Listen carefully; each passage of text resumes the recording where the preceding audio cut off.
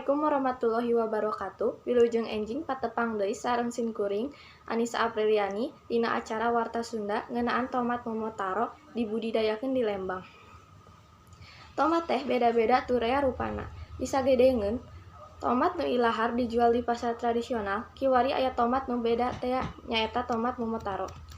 Hargana kabilang mahal. Eta tomat teh dibudidayakeun ku petani Lembang, tur dierong boga pangaji anu mahal. Patani di Desa Langensari, Kecamatan Lembang, Kabupaten Bandung Barat, kiwari keur ceuyeah ngabudidayakeun tomat momotaro. Eta tomat momotaro teh mibanda pangaji anu kabilang mahal batan tomat lokal lantaran kualitasna nu punjul. Parang mangsana panen muput tomat momotaro teh henteu bisa sagawayah kudu luyu kana aturan sangkan bisa awet turta pangaji bisa tetep punjul. Tina ngaranna geus bisa kataksir yen tomat momotaro teh lain asli tomat ti urang, tapi ti Jepang.